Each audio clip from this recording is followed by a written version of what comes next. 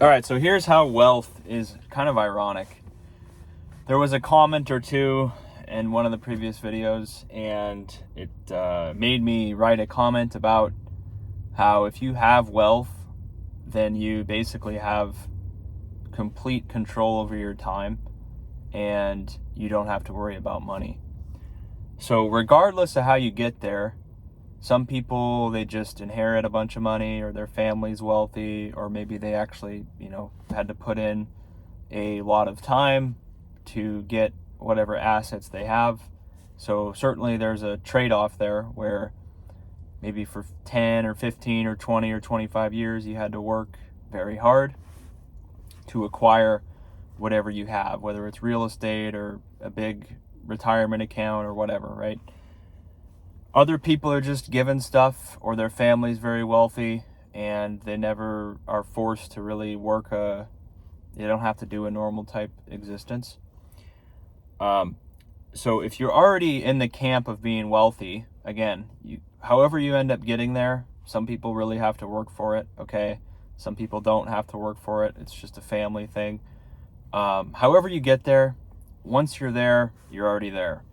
So when you have wealth and you have potentially passive income, right? You don't have to really do anything you don't want to do for money.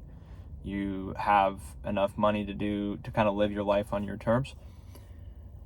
So how that's ironic is if you do have wealth, you're not forced to spend your time working. You can spend your time doing whatever you want to do. So you don't need to trade your time for dollars. You don't need to trade your time for economic resources. So when you're wealthy, you have autonomy over your time, which is, a lot of people would envy that. Everyone, for the most part, would like to have autonomy over their time. The reason they don't have autonomy over their time is because they don't have economic freedom. But when you have a wealthy person, they aren't forced to use their time to trade it for money.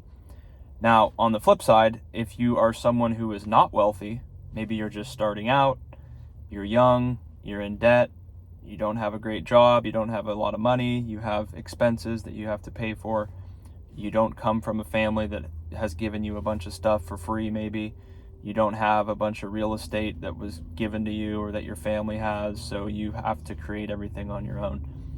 If you're in that camp of people, a lot of those people have to trade most of their waking hours for resources, for money. So they're making a transaction for, I'm going to give you my time and do this job, or give you my labor, and in return you're going to give me you're going to give me money, economic powder. The ironic part of the whole equation, though, is people that trade their time for money, most of those people that trade their time for money, they don't have power over their time, right? Because they have to spend most of their time working. And the second thing is, even with the money they do get, it's usually not enough money to actually get anything economically. So not only do you not have your time, because most of your time is spent working, but the economic resources that you get in exchange for your time are also not enough to actually participate in the economy in terms of buying assets, buying real estate, and becoming financially free. You can reach that if you work and you apply yourself over a long period of time, or you work smart and you're able to generate a lot of income.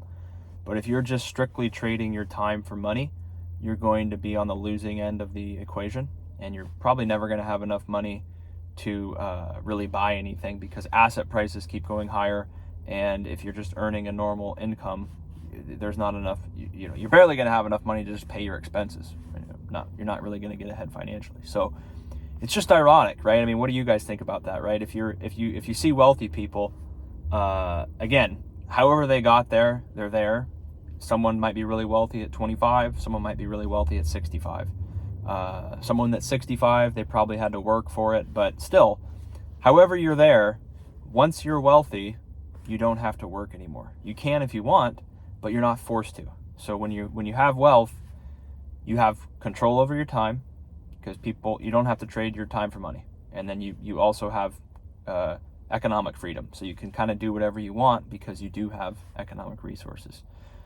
So the wealthy side of the equation is very desirable because, again, you get your time and you have money to do whatever you want to do with your time. When you're on the other side, not only do you not get your time, but in many cases, you actually don't get enough money to do anything other than just kind of be a slave and pay your overhead, pay your basic expenses, right? And that would describe, I think, probably the bottom half of people economically in most societies. Like they do have money, they do make an income, but the income really doesn't provide enough purchasing power to really do anything with. It provides them a existence so that they're not homeless, but economically, they're trading their time for money that the money's not really going to ever do anything for them, simply because it's not enough money. So if you're on that side of the equation, you want to do everything you can to get out of there because you don't have your time, right? You have to work 40 or 50 hours a week at a job that you probably don't want to work at if all things were equal. You'd rather wake up and do whatever you want to do every day.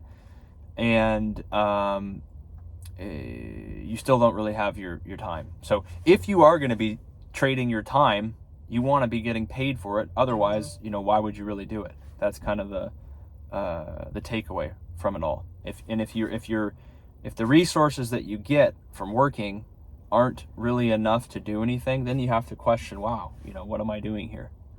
Right? I'm trading all my time for resources that still don't allow me to do anything. And that's obviously not a good deal.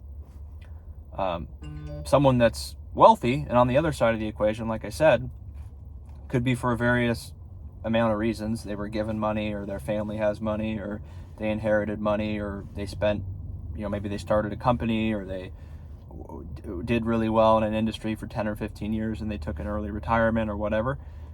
They get all their time so they can do whatever they want with their time, and they have enough money so that they aren't forced to work, and they can, have control over what they're going to do with their life. And that's really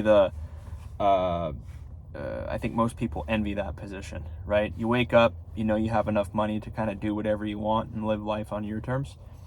And it's essentially called FU money, where it's, hey, I don't have to do anything that I don't want to do. I have enough money where I can live my life on my terms, and I'm not forced to make a trade for economic resources to do stuff that I don't want to do just because I need pieces of paper.